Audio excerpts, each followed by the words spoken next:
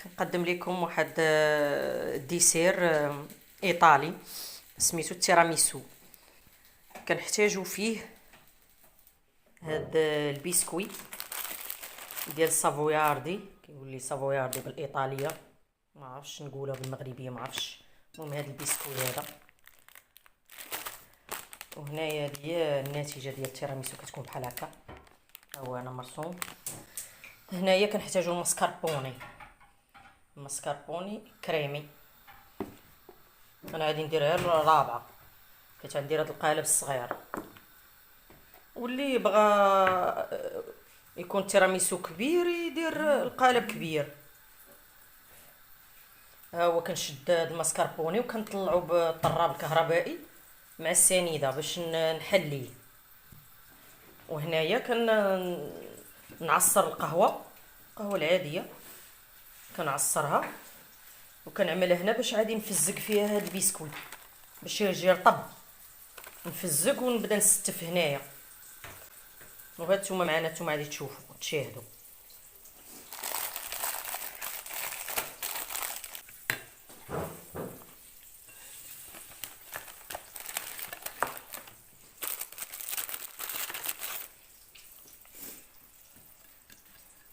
نفزقوا بحال هكا.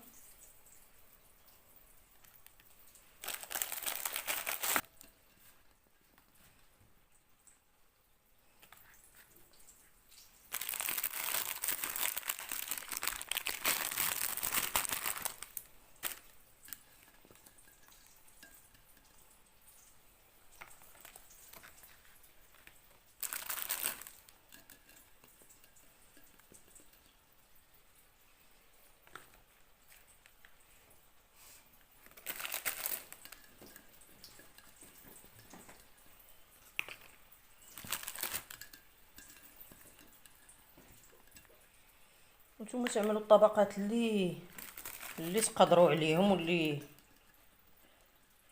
تبغيو. انا غندير طبقتين فقط.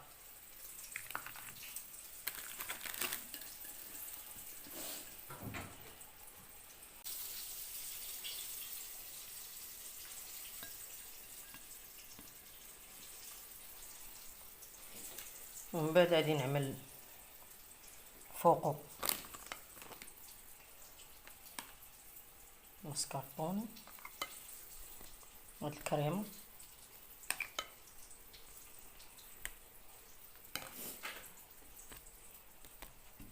احنا نعملوه في الثلاجه ولا بغيتوه يبرد بسرعه نديروه في الكونجيلاتور هنا من الفوق شويه يبرد.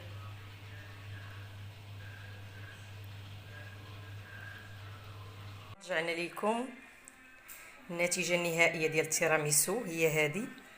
من بعد ما درت جوج طبقات، طبقه بسكوي سافوياردي اللي قلت لكم كي يتغمس في يرطاب في الكافي في القهوه. ومن بعد كندير الطبقه الاولى والطبقه ديال المسكربوني اللي مطرب مع السنيده، نحليو على حسب الذوق. ونعاود ثاني الطبقه ديال السافوياردي، داك بسكوي اللي سميتو السافوياردي. ومن بعد الطبقه الاخرى هي ديك ديال المسكربوني من الفوق صافي. وكندير واحد الرش بالكاكاو امارو المر، يعني المر، وصافي. وكنزينها انا بالكركاع لان الكركاع كيتواتى مع الشوكولا. ايوا هذا هو التيراميسو. انا زدت هاد الاضافه ديال الكركاع من الفوق، اما هو تقدر دير غير الكاكاو بوحدو من الفوق وصافي. ايوا ديسير شاهي. والى وصفات اخرى ان شاء الله. وما تنساونيش بابوني وتشاركوا معايا في القناه. واحد اللايكات زوينين.